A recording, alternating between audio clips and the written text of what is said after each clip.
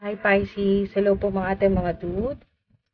Ito po ang inyong October 2023 money career, mga mensahe po. Holy Angels, Holy Spirits, Divine Universe, Guardian Spirits. Ano po mga mensahe para po sa mga Pisces, October 2023, Pisces, money career.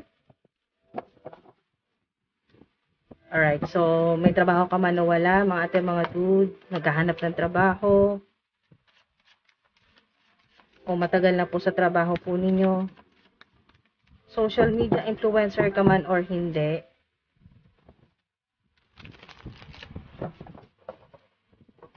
ito po ay reading para sa mga Pisces. Pwedeng mag-resonate, pwedeng hindi, mga ating mga dude. Sana po ay samahan niyo po ako. Sana po samahan po ninyo ako hanggang sa dulo. Maraming salamat po mga ating mga dude.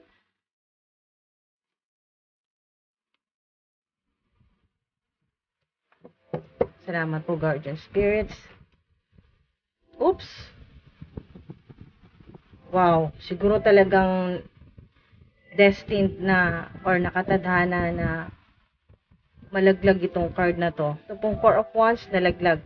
Okay, so maaring napaka-importante na malaman po ninyo. Mensahe yan sa inyo. Creativity and abundance. Wow! Number 3. Angel number 333. 444. Meron na. Unang bukas pa lang may abundance na kayo dito. Spiritual teacher. Maring kayo po ito or may makikilala po kayong spiritual teacher. Ngayon pong October, maring may makilala po kayong life coach o mentor o spiritual teacher ngayon pong October na makakatulong po sa abundance success po ninyo. Napakaganda, be open to success. Wow! Napakaganda po ng mensahe sa inyo mga ate mga dude. May success, may abundance. So, good omen po yan, positive po yan mga ate mga dude. Nandyan yung success. At meron po kayong Four of Wands, Holy Angels, Holy Spirits, Holy Angels, Holy Spirits, Pisces, money, career, pera, pananalapi, financial, October 2023, Pisces. Maraming salamat po.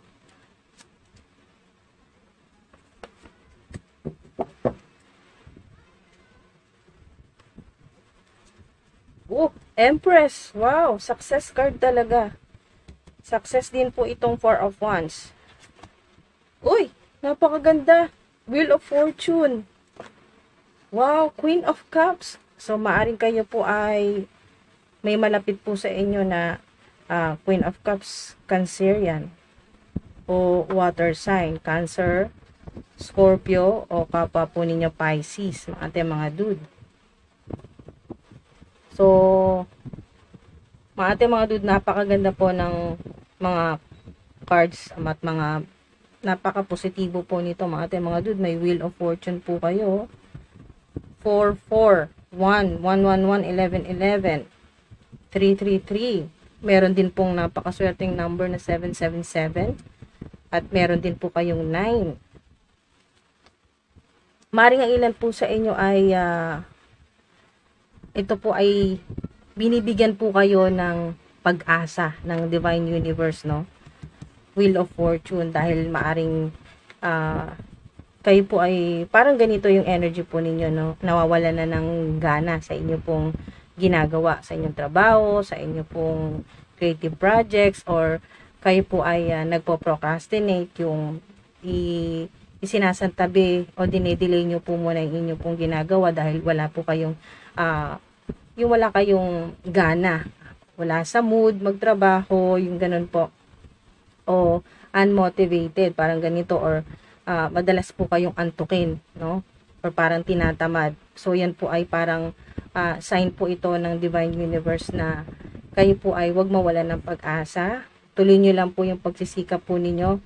Be open to success. Kung may mga opportunities na dumating, ay subukan po ninyo. Kasi po mga dude, napakaganda po nito, no? Chariot po ito. Nakikita ko dito ay victory. At maaring kayo po ay magbiyahe, mag-travel po, or makabili ng sasakyan, or o makapag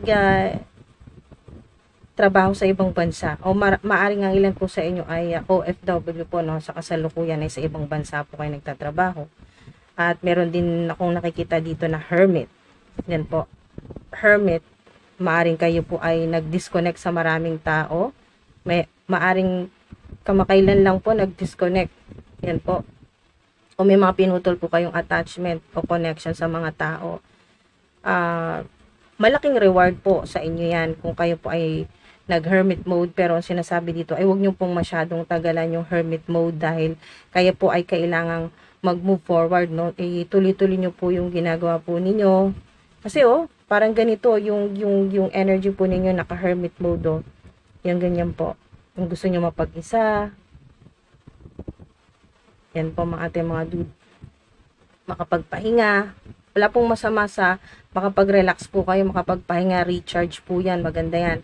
Makakatulong po yan sa inyo para pag bumalik na po kayo sa inyo pong proyekto o yung trabaho ginagawa po ninyo ay mas maging productive na po kayo, no? Magtuloy-tuloy na po. At napakaswerte po ng mga cards po ninyo dito, ay mga mensahe po sa inyo, magkakaroon po ng stable na trabaho. Meron din po makakabili ng bahay. O kung kayo po ay nasa real estate po yung trabaho po ninyo, no, ay makakapagbenta na po kayo. Marami po kayong magaganda, makuklose na mga deals o transactions na napakaganda. Good fortune po ito mga ating mga dude. New beginning din po ito. May mga bagong pagkakataon din. Yun nga po, opportunity, mga bagong pagkakataon na darating po sa inyo. Swerte. Yan. Yan po, maaari din po may manalo sa inyo. Maka-jackpot. Napakaganda ng sign nito na kayo po ay maaring meron din pong mag-viral o maging sikat po, maging popular po, mag-viral yung inyo pong ginagawa. Maaring ang ilan po sa inyo ay sikat o sisikat sa internet. Worldwide po yan. Queen of Cups, may promotion po dyan mga ating mga dude. O maaring may makatulong po sa inyo na mother figure, female, babae po. May makatulong. Maaring dalawa nga ito. Nakikita ko na maaring may makatulong sa inyo na may edad na lalaki. Meron din pong younger energy na makatulong sa inyo sa trabaho po ninyo o career. Yan po. Younger energy na lalaki naman po. Masculine. Male. Meron din po dito na dito po sa Empress ay mother figure naman po na makatulong po sa inyo sa pera. O mag-invest po sa inyo o sponsor nyo po ito. May dalawa.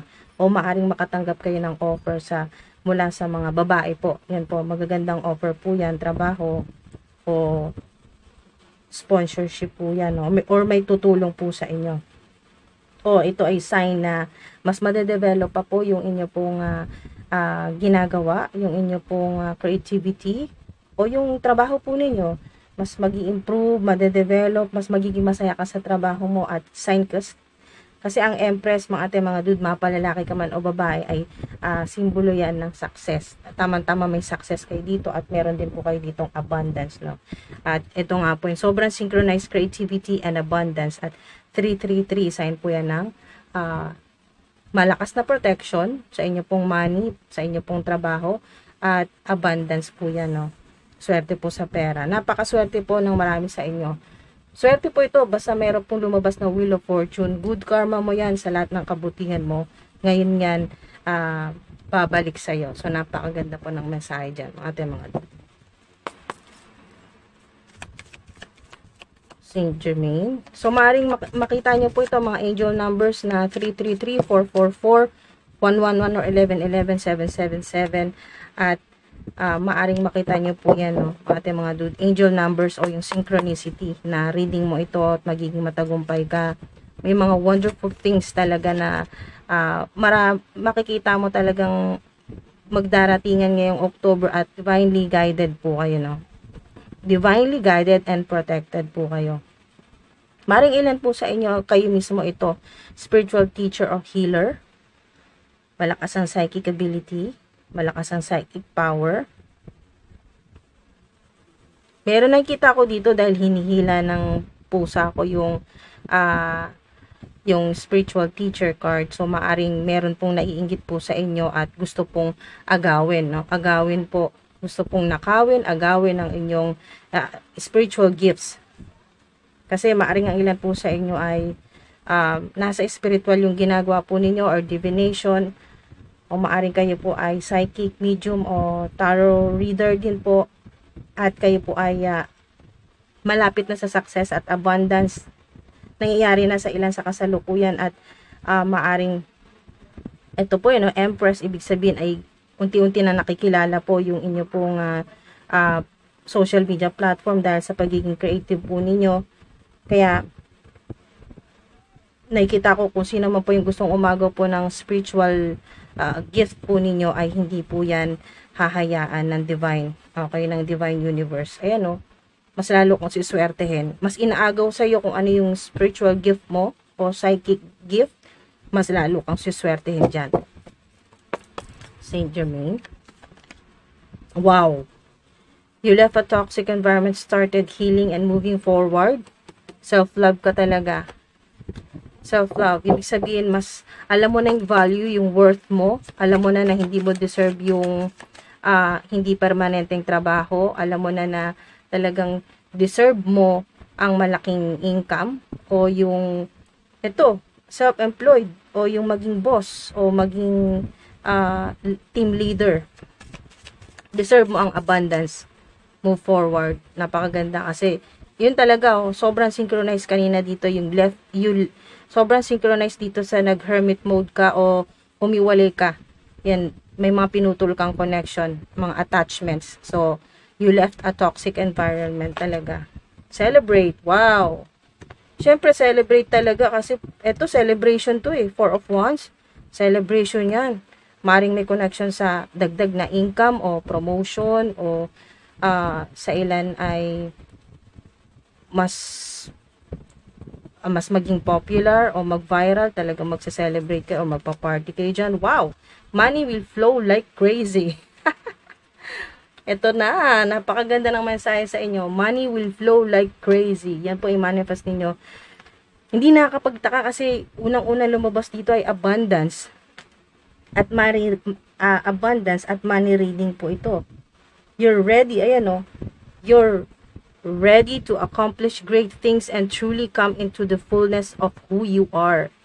It's a time for great creativity, giving birth, hala, sobrang synchronized ito Giving birth to beloved projects, o kung ano man po yung ginagawa po ninyo, ano man po yung trabaho po ninyo, proyekto, o creative projects, o social media platform.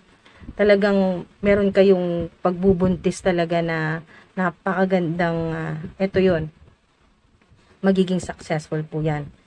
At talagang walang dahilan para hindi ka mag-celebrate, Magse-celebrate talaga kayo dyan. Celebration. Follow your passion so that abundance and prosperity manifest for you. Talaga, sobrang magmamanifest. Money will flow like crazy. Check the balance of your bank account after 48 hours sa ilan. After i-check nyo po yung bank account po ninyo after 48 hours, mga dude. Expect a miracle. Wow. Napakaganda po niyan. Sa ilan, kung hindi man po 48 hours, basta hindi po matapos itong October, money will flow like crazy. Wow. Abundance po yan. Success. Maraming salamat po mga dude. Ingat po kayo palagi. Love and light and peace.